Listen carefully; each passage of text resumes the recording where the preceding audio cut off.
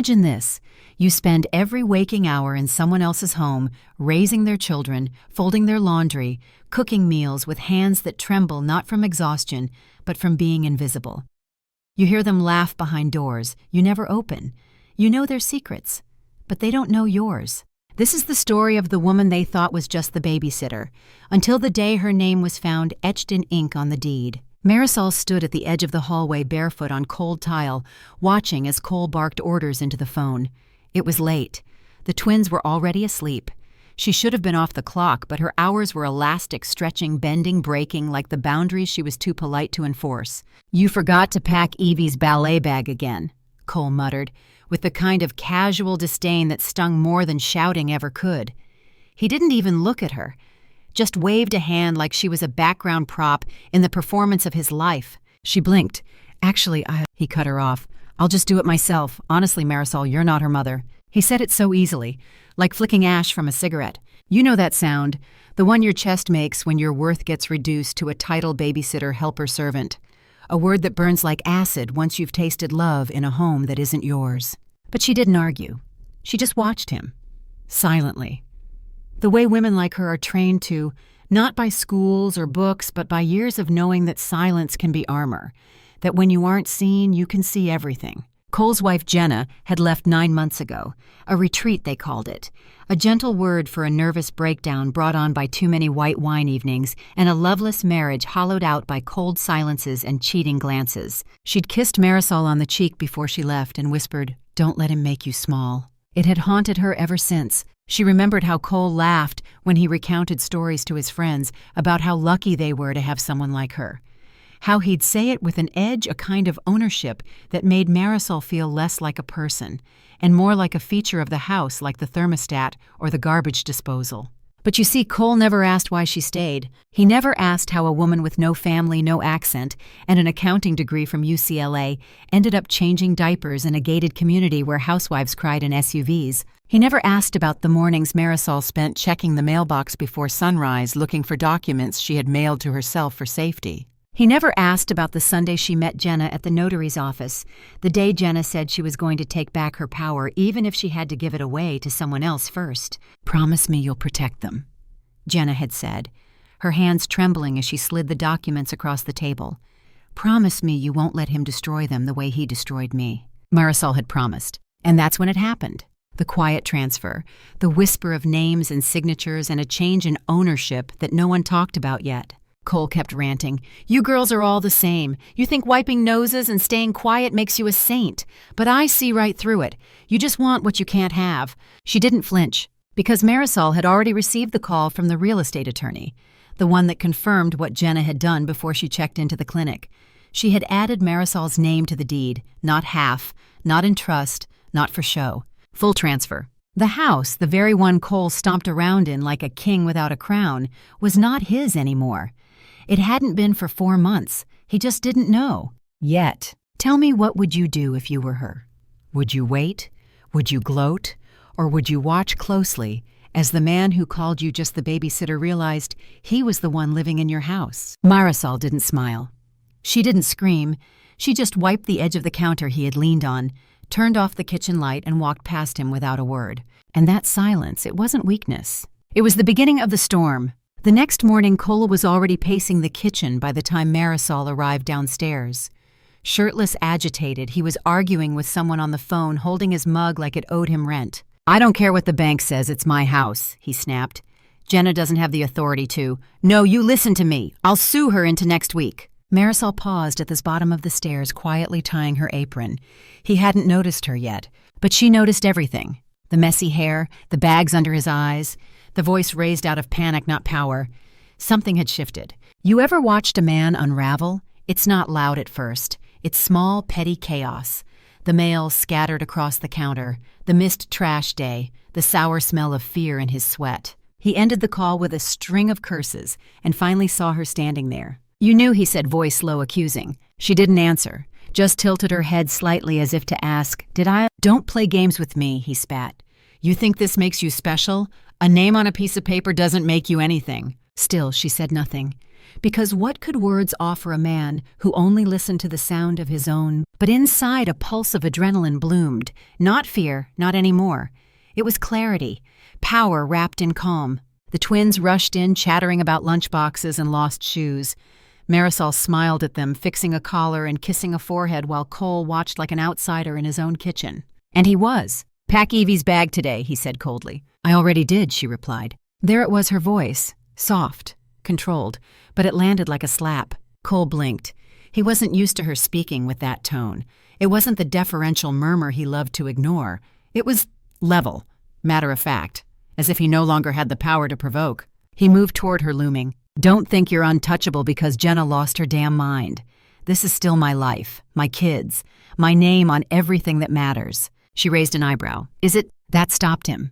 Do you feel that twist in your stomach? That moment when someone you underestimated shows their teeth not to bite, but to smile at your downfall? That's what Cole felt. Marisol stepped closer, not in fear, but to finally look him in the eye. "You treated me like a fixture," she said softly. "But fixtures don't sign deeds." And just like that, he was deflated. No shouting, no tantrum, just realization. She walked past him toward the entryway. "I'm taking them to school." He didn't stop her, couldn't. Because Cole had spent months, years even convincing himself that Marisol was beneath him. A worker. A ghost in the hallways of his crumbling marriage.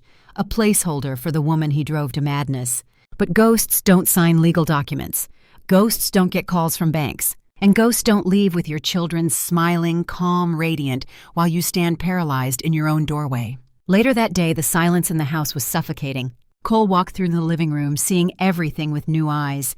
The couch that Jenna picked, the vase Marisol always kept fresh, the toy basket she had reorganized by color-coded bins. Her fingerprints were everywhere, but not like dust, like ownership. He opened the drawer where the bills were kept rifled through papers, and there it was, the transfer agreement. Stamped, signed, legal. Jenna had signed away the house in full. In a moment of either grace or madness, she had handed the kingdom to the one woman who had never asked for it. The woman who had never once raised her voice, yet now owned every room. Cole crumpled the paper in his hand, but even that felt hollow. You ever watch a man lose control of a world he never built? It doesn't end in fire, it ends in disbelief. Marisol returned later that evening with the twins' backpacks thudding against the wall, little shoes kicked off with laughter. "Daddy's acting weird," Evie whispered.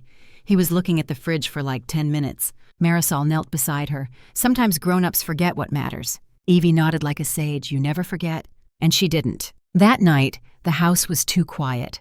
The kind of quiet that crackles around the edges. Cole sat alone in the darkened living room, a glass of something brown in his hand, untouched. The lamp cast long shadows across his face, hollowing out the sharp features he used to charm people. Now they just looked tired. Upstairs, Marisol tucked the twins into bed with the precision of someone who understood the rituals of safety, not just warmth and blankets, but consistency. Whispered words. A song hummed from childhood. The things Cole never noticed she did, but he was noticing now. When she came downstairs, he was still sitting there unmoved like a statue in mourning. "You planned this," he said, voice brittle. Marisol paused at the base of the stairs. "I adapted." Same thing, he snapped. "You saw Jenna unraveling. You saw the cracks. And instead of helping you, I was helping," she said, cutting in softly but firmly. "Every day. Every time you humiliated her in front of the kids. Every time you forgot to come home before bedtime. Every time she cried behind the laundry room door while you laughed on the patio." He flinched. "You knew he asked quieter now." She tilted her head. "Of course I did. I lived here. I saw everything. The question is, why didn't you?" There it was again, that devastating grace. Marisol didn't yell. She never needed to. Her stillness made him feel like a child being scolded by a mirror. "You should have told me," he muttered. "Would you have listened?" He didn't answer. Instead, he leaned back suddenly, laughing, sharp, mirthless. "So what now?" he asked. "You kick me out, take the house, change the locks while I sleep." She stepped closer. "I could." Those two words hit harder than any threat. Not because she screamed them, but because she meant them. "But I won't," she added. "Not yet." Cole's eyes narrowed. "Why not?" Marisol folded her arms, voice cool. "Because the twins still think you're the hero." That shattered something in him, a deep, quiet crumble. He was many things, but he wasn't ready for them to hate him. That image, the golden dad who swoops in with last-minute ice cream and jokes, was the last thread holding his fragile ego together. "You're manipulating me," he whispered. "No," she said gently. "I'm giving you time to become the man they already believe you are, or prove that you never were." And just like that, the room felt smaller, because here was the woman he once called just the babysitter, standing in his living room dictating the terms of his redemption. You feel that twist, don't you? That cold dread when the person you thought was beneath you becomes your moral compass, your judge, your landlord. In the days that followed, Marisol didn't gloat. She didn't even bring it up again. She just moved with quiet confidence, ordering groceries, replying to school emails, adjusting thermostat schedules. And when contractors came to inspect the roof, they spoke to her. Cole tried to pretend he was still in control. He mowed the lawn with unnecessary aggression, slammed cabinets, rearranged picture frames, but no one acknowledged it. Not the neighbors, not the kids, not Marisol. You see, the most painful thing about losing power isn't the fall. It's the indifference that follows. One afternoon, as they stood outside waiting for the twins to come out of school, Cole finally spoke without venom. "Why did she pick you?" he asked, not looking at her. Marisol didn't answer right away. She watched a leaf tumble in the wind, her eyes distant. "Because I didn't need to be chosen," she said eventually. "I showed up, every day, without expecting a throne, just a place to stand." Cole swallowed, hard. He had spent years believing control made him valuable, that yelling louder meant being heard, that owning things meant being respected. But now everything he thought made him powerful was slipping like sand through his fingers. And Marisol, she wasn't climbing the throne he fell from. She was building her own. 2 weeks passed and something strange began to happen. Cole started coming home on time, not with bombast or declarations, but quiet gestures. He'd sit at the kitchen table while the twins did their homework. He'd ask questions like he was trying to remember how to be human. Once he even offered to help with dishes. Marisol let him, though she noticed he scrubbed too hard, like he was trying to erase something only he could see. But it wasn't redemption, not yet. It was penance, and penance doesn't come with applause. You ever watch a man realize that being feared isn't the same as being respected? That being needed isn't the same as being trusted? Marisol had given him space, but she hadn't given him forgiveness.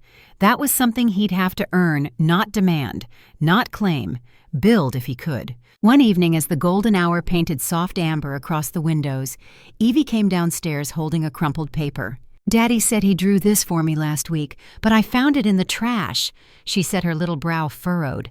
It was a shaky sketch, Evie on a swing, Cole pushing her.